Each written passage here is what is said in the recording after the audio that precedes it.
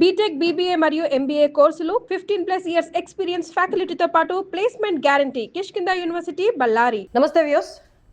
సహనం సహనం సహనం. ఎన్ని రోజులు సహనం అసమర్థతగా తీసుకొని మన గడ్డ మీదకి వచ్చి మన మగవారిని చంపుతుంటే ఇంకా సహనం పాటించాలా?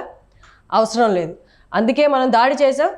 కానీ వాళ్ళు ఉగ్రవాదులకి మాకు సంబంధం లేదు అంటూనే మన మీద ప్రతిదాడి చేస్తున్నాం. మనం వాళ్ళ ఉగ్రవాదులను చంపినందుకు ఇది ఎంతవరకు కరెక్ట్? వాళ్ళు చేస్తున్న దాడుల్ని మనం ఎలా రిటాలియేట్ చేసి భూభాగాన్ని తాకకుండా మనం వాటిని ఎక్కడికక్కడ తుదముట్టించామో వాటి గురించి మనం మాట్లాడదాం. ఇవాళ పొలిటికల్ అనలిస్ట్ చంద్ర శ్రీనివాస్ గారు మనతో ఉన్నారు. నమస్తే సార్. నమస్కారం అండి. ఇప్పుడు చేస్తున్నది సింధూర్, ఆపరేషన్ సింధూర్ 2 అని అంటున్నారు సార్. అంటే ఫస్ట్ షాక్ ఇచ్చినట్టే ఈ సెకండ్ షాక్ కూడా చాలా మందికి ఎవరైతే వాళ్ళ బాధను చూసి బాధపడ్డారో 26 మంది 27 మంది బాధను చూసి బాధపడ్డారో ఈ ఆపరేషన్ 2 కూడా కరెక్ట్గా చేశారు. ఫస్ట్ ఎలా షాక్ ఇచ్చారో అలాగే షాక్ అండ్ సర్ప్రైజింగ్గా ఉంది అంటున్నారు. ఒకసారి దాని గురించి మాట్లాడదాం సార్. వాళ్ళు ఆ దాడుల వెనక ఉగ్రవాదులకు మాకు సంబంధం లేదంటూనే వాళ్ళ మిలిటరీ నుంచి వస్తున్నట్టు వాళ్ళకి కాదన్నా కూడా మనకు తెలిసిందే. అది నెక్స్ట్ ఏం జరగబోతుంది అంటారు? డెఫినెట్గా అంటే యుద్ధ వాతావరణం మనం చూసాం. మనం అంతా హ్యాపీగా నిద్రిస్తున్న టైంలో వాళ్ళు పాపం సైనికులు మన దేశం కోసం ఆర్మీ, నేవీ, ఎయిర్ ఫోర్సు వాళ్ళందరూ కూడా నిద్ర లేకుండా ప్రధానమంత్రి మోదీ గారి పర్యవేక్షణలో మన దేశ రక్షణ కోసం చేస్తున్నారు. చూసారా? హ్యాట్సాప్ వాళ్ళకి, మనకి డిఫెన్స్ సిస్టానికి హ్యాట్సాప్ చెప్పాలి.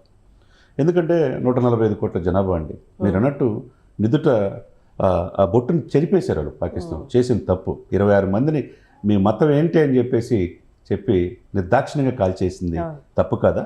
ప్రపంచం అంతా చూస్తుంది. మీరు దానికి ఏం చేశారు? ఇక్కడ పాకిస్తాన్లో ప్రజలను ఏమి చేయలే. ఆపరేషన్ సింధూర్ అని పెట్టి అక్కడ 9 ఉగ్రవాద సంస్థలపైన ఎక్కడ కూడా ప్రజలకు కానీ ఆర్మీకి కానీ నష్టం చేయకుండా ఉగ్రవాద సంస్థలు లేపేసి 100 మంది ఉగ్రవాదులు లేపేశారు. దాంట్లో చూసాం మనం అంతా కూడా. ప్రపంచానికి అలాంటి ఉగ్రవాద స్థావరాలు మన దేశంలో లేవు అంటారు. మరి ఇప్పుడు ఏంటి అంత్యక్రియలు ఎలా పాల్గొన్నారు? అయితే ప్రపంచాన్ని చూపించారు మన విదేశాంగ కార్యదర్శి. ఒకవైపు చూసారా, కల్లల్ సోఫియా ఖురేషి ఒక ముస్లిం మహిళ. ఆమె 1990లో కార్మికులు చేరిన తర్వాత కాబూల్లో కూడా శాంతి దాంట్లో పాల్గొన్నది. ఈ దేశం నాయకత్వం వహిస్తుంది. ఇంకొక వైపు ఏముకా సింగ్. వీళ్ళిద్దరూ కలిసి బ్రీఫ్ చేసే విధానం చూస్తే వాళ్ళే సమాధానం చెప్తున్నారు వాళ్ళ నేతృత్వంలో. కాబట్టి ఇక్కడ ఒకటే అండి, భారతదేశం జోలికి వస్తే అంతా చూసి చూడంటాడు. మీరు అన్నట్టుగా ఒక చెంప కొడితే ఇంకో చెంప చూపించుకుంటే మన వాళ్ళు చంపుకుంటా పోతే ఇప్పటి వరకు 1000 మంది చనిపోయారు భారతీయులు. 800 మంది క్షతగాతులై కాళ్ళు చేతులు కోల్పోయారు. ఎంతకాలం మన భూభాగం మీద ఉండి చొరబడి మన ఎప్పుడు నిత్యం అశాంతి చేస్తూ ఉంటే చూస్తా ఊరుకుంటావా? ఊరుకునే పరిస్థితి కాదు. మన క్షిపణిలో చూసుకుంటే ఐఎన్ఎస్ విక్రాంత్ కావచ్చు, S-400 కావచ్చు, తునాతరుకులు చేస్తుంది. మన బార్డర్లో రాకముందే వాళ్ళు కొట్టేస్తున్నారు. ఒకప్పుడు మనం లవకుశ భారతం, మహాభారతం ఇట్లా చూస్తూ ఉంటాం. గాల్లోనే తునాతరుకులు చేస్తున్నారంటే మీ స్థాయి అది. భారతదేశం పెట్టుకుంటే పాకిస్తాన్ మసే అనేది ప్రపంచానికి తెలియజేస్తున్నారు. అత్యంత అధునాతనమైన ఆయుధాలు, టెక్నాలజీ దేనికి తీసుకునే విధంగా మన దేశంలో అమృత్సర్ స్వర్ణ దేవాలయం అటాక్ చేయాలని చూశారు. కాశ్మీర్లో, జమ్మూ కాశ్మీర్లో, శ్రీనగర్లో ఎయిర్పోర్ట్లో దాడి చేయాలని చూశారు. ఎక్కడ కూడా మన ప్రాణ నష్టం కానీ మన యొక్క రక్షణ కేంద్రాలపై దాడులు ఎక్కడ మనం ఇది కాలేదు. కానీ వాళ్ళు ఏమైంది, లాహోర్లో ప్రధాని ఇంటి దగ్గరలోనే కొట్టేశామంటే మన స్థాయి అది. మన దేశం గొప్పతనం అది. 32,87,263 చదరపు కిలోమీటర్ల విస్తీర్ణంలో భారతదేశం ఉన్నది. బోర్డర్ కూడా ఉన్నది. ఈ బోర్డర్లో మీరు నిత్యం అశాంతి కొలుగు చేస్తా, పాక్ ఆక్రమిత కాశ్మీర్ అని చెప్పి ఉగ్రవాదులను పెంచి పోషిస్తా మనల్ని చంపుతూ ఉంటే ఎన్నాళ్ళు చూస్తూ ఉంటాం మేడం? ఒక హద్దు ఉంటుంది కదా ఒక సహనానికి. మీరు కొంతమంది కుహనా లౌకికవాదుల ముసుగులో కొంతమంది మనం శాంతియుతంగా ఉండాలి. శాంతి ఎంతవరకు శాంతి? మన ఇంట్లోకి వచ్చేసిన తర్వాత శాంతి ఏంటి? ఇంకేం శాంతి అండి? ఇంకా వాళ్ళని లేపేసే సమయం ఆసనమైంది. అక్కడ అంతర్యుద్ధం స్టార్ట్ అయింది. ఏటీఎంలు, బ్యాంకుల్లో క్యూలు కడుతున్నారు. డబ్బులు కూడా దొరకని పరిస్థితి. అక్కడ ప్రజలు తిరుగుబాటు చేసే పరిస్థితి. సాక్షాత్తు మునేర్ సైనిక దళ ప్రధానాధికారి అయితే ఆయన తీసేశారు, ఇంకొకరిని పెట్టారు. ఇక పరిస్థితి ఒకవైపు బలూచిస్తాన్ ఆర్మీ వాళ్ళు 75 years నుంచి పోరాడుతున్నారు పాకిస్తాన్లో. 44% వాళ్ళదే ఉంది. కానీ వాళ్ళకి విద్య అందట్లా, వైద్యం అందట్లా. వాళ్ళు కీలకమైన 6 నగరాలు స్వాధీనం చేసుకున్నారు. పాకిస్తాన్ జెండా తీసేసి సపరేట్ జెండా చేసుకున్నారు. భారతీయుల సపోర్ట్ కోసం ఎదురు చూస్తారు. పైనేమో ఇండియా, కింద ఆపరేషన్ బెలూచిస్తాన్, మధ్యలో పిప్పి అయిపోతుంది పాకిస్తాన్. కాబట్టి కళలో కూడా వాళ్ళు ఊహించలా ఇంత దాడులు చేస్తామని చెప్పి. ఎగ్జాక్ట్లీ. వాళ్ళు కూడా నెట్లో కూడా మనం అంతా చూస్తూ ఉన్నాం sir. Freedom to Balochistan, finally freedom to Balochistan అని ఆల్రెడీ పోస్టులు కూడా పెట్టేస్తున్నారు. పోస్టులు కూడా పెట్టేశారు. ఇకపోతే ఉగ్రవాదులు ప్రపంచవ్యాప్తంగా ఇది ఒకరి సమస్య కాదు, ఈరోజు భారతదేశం సమస్య కాదు. ఎక్కడో Osama bin Laden twin towers ఇది చేస్తే అతను ఏం చేశారు చూశారు కదా, పాకిస్తాన్ భూభాగంలో లేపేసి సముద్రంలో కలిపేశారు. వీళ్ళందరినీ అలానే చేయాలి. ఇంకో 14 స్థావరాలు ఉన్నాయి, ఈ రోజు నైటా రేపు అనేది చూస్తున్నారు. కాబట్టి మన దేశానికి ఎక్కడ భయపడాల్సిన అవసరం లేదు. మనం చేయాల్సింది ఒకటే, మన ఆర్మీ, నేవీ, ఎయిర్ ఫోర్స్కి మన సంఘీభావం తెలియజేయాలి. ఎవరైతే కుహనాల లౌకికవాదులు ఉంటారో, ఇక్కడ స్లీపర్ సెల్స్ ఉంటారో, వాళ్ళని సపోర్ట్ చేసే వాళ్ళు ఉంటారో, ఈ దేశాన్ని దేశద్రోహం కింద పెట్టేసేసి వాళ్ళని లోపలేయాల్సిన పరిస్థితి అండి. ఎవరు ఇష్టం వచ్చినట్టు మాట్లాడి దేశ సార్వభౌమత్వాన్ని, ఇంత గొప్ప దేశం, అనేక మతాలు కులాలు ఉన్నాయి, ఈ భారతదేశం పుట్టినందుకు గలవపరాలి, ఈ గాలి పీలుస్తున్నందుకు హ్యాపీ ఫీల్ అవ్వాలి, ఇక్కడ తిన్నందుకు హ్యాపీ ఫీల్ అవ్వాలి. ఇక్కడ నుండి ఉచిత సలహాలు ఇస్తారేంటండి? ఒక ఆయన ఎవరో ప్రకాష్ రాజ్ అంటాడు, ఆయన పెద్ద నటుడు అనుకుంటాడు, జాతీయ నటుడు అనుకుంటాడు.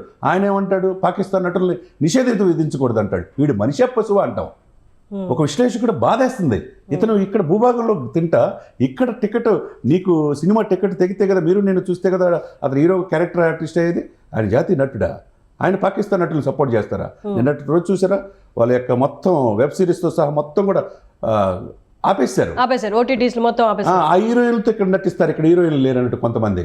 సాయి పల్లవులు అంటే మన ఆర్మీని మాట్లాడతారు, సమంత లాంటి అయితే సింధు జలాలు ఎందుకు ఆపేశారంటారు. వీళ్ళు ఇక్కడ ఉండడానికి అర్హత లేదు మేడం. నారాయణ అయితే, సిపి నారాయణ అయితే ఎందుకు యుద్ధం చేస్తున్నారంటారు. వీళ్ళు అసలు మనుషులా పశువులా?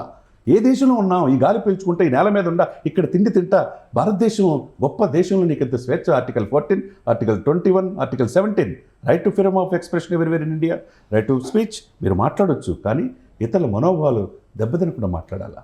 కాబట్టి ఇక్కడున్న అంతర్గత శక్తుల ముందు ఏర్పారేయాలి. ఇప్పుడు రేవంత్ రెడ్డి గారు చూడండి, కాంగ్రెస్ పార్టీ వాళ్ళు కూడా మొన్న ర్యాలీ సంఘీభావంగా తెలియజేశాడు. ఉగ్రవాదులు ఎవరినైతే ఈ భూభాగం మీద ఉండటానికి వీల్లేదు, కూకట వేలతో పెకలించాలన్నారు. పార్టీ రాజకీయాలు అప్పుడు వరకే, కానీ దేశం ముఖ్యం. మోదీ వెంట మేము ఉన్నాం. ఆపరేషన్ సింధూర్ సైనికులకి హ్యాట్సాప్ అని చెప్పిన తీరు మిగతా రాష్ట్రాలు, 29 రాష్ట్రాల ముఖ్యమంత్రులు కూడా తీసుకోవాలి. అది తీసుకుని ఆ బాటలో వెళ్ళాలా. మేమంతా ఒకటే సంఘీభావం తెలియజేయాలి. అంతే కదా, రాహుల్ గాంధీ గారు బయటకు వచ్చారు, ఖర్గే గారు బయటకు వచ్చారు. ఎవడైతే విమర్శిస్తున్నారో వాళ్ళని ముందు లోపలేయాలి మేడం. ఇష్టం వచ్చినట్టు మాట్లాడే స్వేచ్ఛ ఇక్కడ ఉన్నది.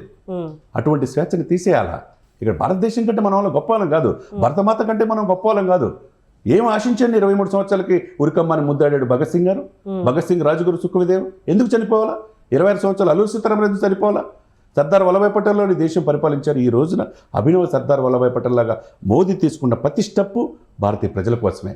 ఆయనకి ఏమైనా సొంత ఇల్లు ఉందా, సొంత కుటుంబం ఉందా? ఈ భారత ప్రజల 145 కోట్ల ఆయన కుటుంబంగా భావిస్తున్నాడు. ఆయన నిద్ర కూడా పోవట్లేదు మేడం. ఆ రోజు నుంచి మీరు ఎవరు ఊహకందని జవాబిస్తా అన్నాడు, ఇచ్చి చూపించాడు. ఇచ్చారు కదండి, ఇంకేం కావాలి?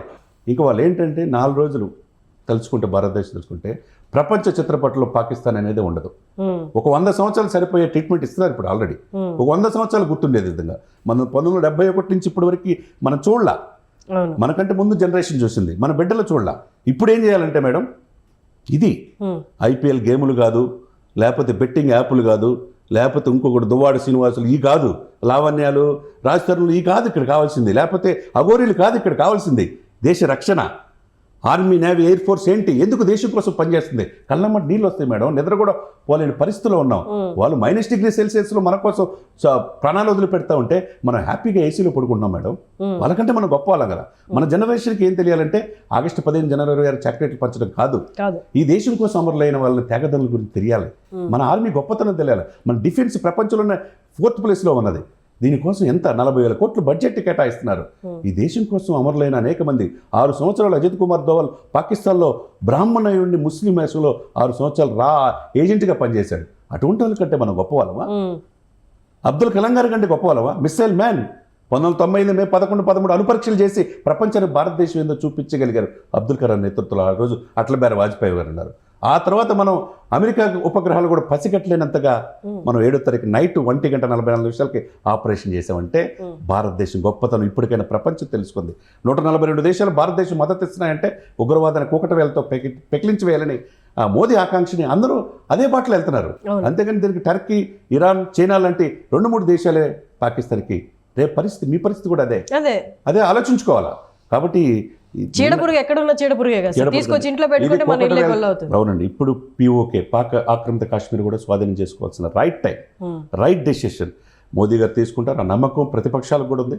పార్టీలు అతీతంగా ఏకం అవ్వాలండి. దేశం ముఖ్యమండి, తర్వాతే మనం. అంబేద్కర్ గారు రాజ్యాంగం రచించినప్పుడు 2 సంవత్సరాలు 11 నెలలు 18 రోజులు కష్టపడి ఏమన్నాడు? We're Indian, first Indian, last Indian. మన దేశం తర్వాతే ఏదైనా. స్వామి వివేకానంద ఏమన్నాడు? ఉక్కు శరీరం, ఇనుప కండాలు, వజ్ర సంకల్ప భారతదేశం యువతకు ఉందన్నాడు. ముందు దేశం, తర్వాత నీ కుటుంబం, తర్వాత ఏదైనా. అంతకంటే ఈ దేశంలో ఉంటా ఇంకేం కావాలి మేడం? ఇంత టెక్నాలజీ ఉంది, ఇంత ఇది ఉండి ఆపరేషన్, ఇప్పుడు జై జవాన్ జై కిసాన్ అన్నారు. అణుపరీక్షలు చేసిన తర్వాత పోఖ్రాన్లో జై విజ్ఞాన్ కూడా అన్నారు. అటువంటి ఇదిలో మనం ఉన్నప్పుడు మనం పూర్తిగా హృదయపూర్వకంగా ఈ సైన్యానికి బాధ్యతగా నిలవాల్సిన సమయం ఆసనమైంది. ఎగ్జాక్ట్లీ. మీరు అంటున్నప్పుడు మనం ప్రశాంతంగా నిద్రపోతున్నామంటే అక్కడ బార్డర్లో ఎన్ని వేల మంది సైనికులు, అలాగే మన మోదీ గారు కూడా నిద్రలేని రాత్రులు గడిపి మన సురక్షతని వాళ్ళు కాపాడుతున్నారు. నేను అన్నట్లుగా చీడపురుగు ఎక్కడున్నా చీడపురుగే. ఎవరైతే పోస్టులు పెడుతున్నారో వారొద్దు పీస్ కావాలని, మనం ట్రై చేస్తుంది కూడా పీస్ కోసమే. మళ్ళీ చెప్తున్నారు, మనం ట్రై చేస్తుంది కూడా పీస్ కోసమే. ఆ పీస్ ఎలా వస్తుంది? ఉగ్రవాదుల్ని మ్యాప్లో నుంచి తొలగిస్తేనే వస్తుంది. అదే మనం చేస్తున్నాము. Thank you sir, thank you so much. Suman టీవీలో మీ పర్సనల్ అండ్ బిజినెస్ ప్రమోషన్స్ కోసం కింది నెంబర్కి కాంటాక్ట్ చేయండి.